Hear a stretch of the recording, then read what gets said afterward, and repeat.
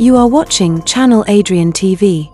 Yo, YouTube, Rumble, Facebook, wherever you're watching this, welcome back to another video. And y'all do know I'm continuing with reacting to each gang from the Warriors because I will watch the movie with y'all and do a reaction video. And this video deals with how NYC's Blackout created by the Electric Revolution. In other words, I think the group, and I believe the gang was the Electric Eliminators. Remember in the movie when they had those yellow jackets? So let's see how they piece it all together. And remember, this has nothing to do with the actual studio who owns the movie. This is done by a content creator who's kind of making it up as he goes, which I think is very entertaining because, as I said, if the Warriors came out with something like this, like a movie or doc series on Netflix, I think a lot of people like myself would support it. What do you fear more than fists, bats, or blades? How about the lights going out forever? In the neon jungle of the Warriors, some gangs wore face paint, some swung bats. But these guys, they own the dark. They didn't just fight you, they shut you down. This is the untold story of the Electric Eliminators. Yeah, that's what I'm the gang that could kill your power and your escape. Which is important because we've seen how when there are blackouts, mass hysteria happens. Looting, fights, robberies, you name it.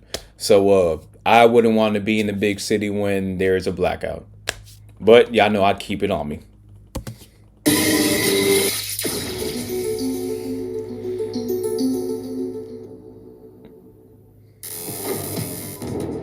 They lit up the night. Not with... And that's what I was talking about. That's what I remember from the movie. Those yellow jackets. Which are hard though. Would I probably wear it? Nah, but during that time in the 70s and for the theme of the movie, them jackets are tough. But with sabotage. In a city wired together by power lines and subway tracks, they were the live wires no one wanted to touch. Where the Furies painted fear on their faces and the Boppers strutted in silk, the Electric Eliminators wore the future on their backs. But who really were these shock-jacketed ghosts? And why did even the riffs watch their step near a live wire? Oh, get up! In 1972, a series of brownouts hit New York's southern industrial blocks. As old factories closed, thousands of electricians, machinists, and line workers found themselves jobless. Men and boys with the skills to wire a city and nowhere to plug in. Out of this darkness came a tight crew, mostly second-generation electricians' sons, ex-factory brats, or kids who'd grown up watching fathers crawl inside breaker boxes and subway tunnels.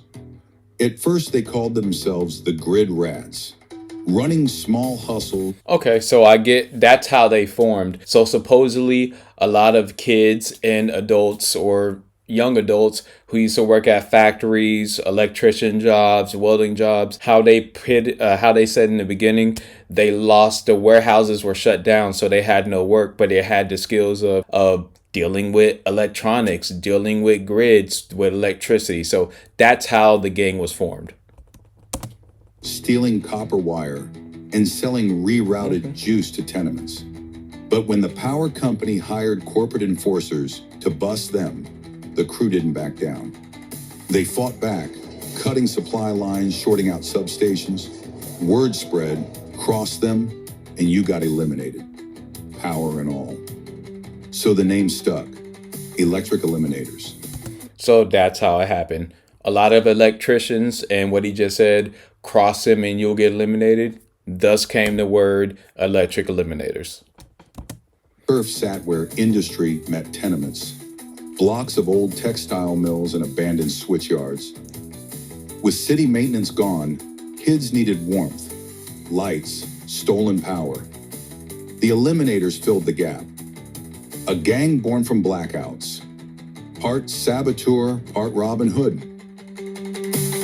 I was about to say that. It's kind of Robin Hood-esque, stealing power to give it to the poor and the needy people who actually do need it.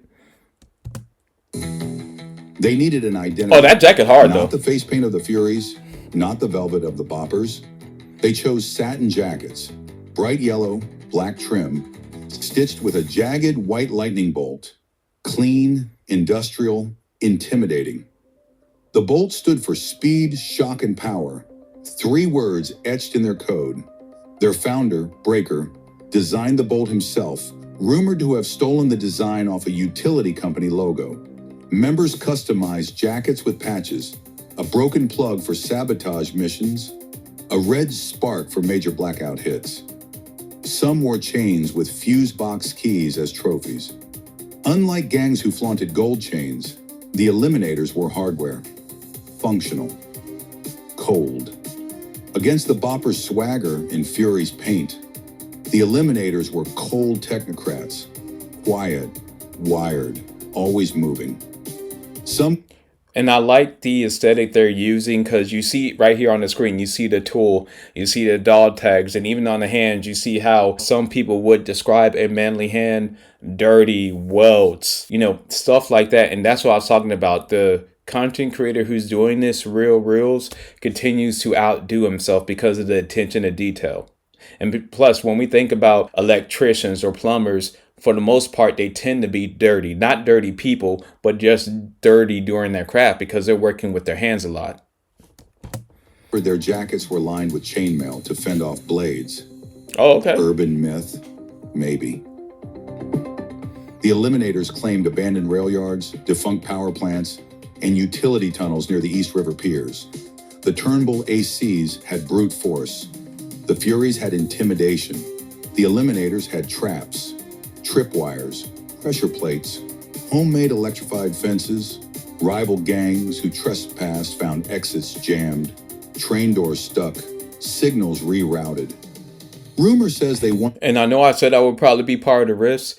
The electric eliminators, that would be tempting for me because to learn that stuff, like how they're just showing this subway and learning how electric grids work to where you could cut out a subway or cut out an exit, that would be very handy, especially in a big city like New York. Now, y'all, this is hypothetical and fictional. Of course, I'm not supporting any type of gang. I'm just telling you if I was in the Warriors themed world. So don't take it so literal because there's always that one person who takes something too literal.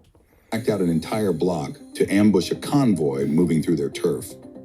If you crossed into Eliminator turf, you didn't just get jumped, you got stranded. Subway cars dead on tracks, lights off, escape routes welded shut. They didn't chase you, they made you run blind.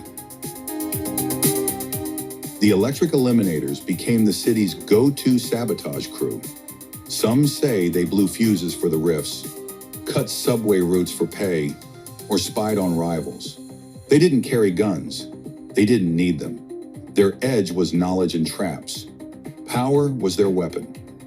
Other gangs respected them or avoided them. The Boppers mocked their jackets. The Furies called them underground ghosts. But when you needed the lights out, you paid the Eliminators. Leadership, Breaker ruled with a single rule. No stray hits, sabotage only. His lieutenants included Fuse Box, an ex-radio repair kid turned lockpicker. Spark Plug, youngest Eliminator, rumored to have blacked out the 23rd Street substation at age 15. Cable, the enforcer, silent, carried chains and a car battery rig for threats. Invitation to Cyrus's meeting. Some say the Rifts needed the Eliminators to guarantee city blackout if the truce fell apart. Others say Breaker muscled his way in to prove they weren't just shadows. Future. As the 80s approached, rumors swirled. The Eliminators planned to expand deeper into the city grid. Full control of abandoned plants, a blackout empire, but when Cyrus fell, the plan fizzled or went deeper underground.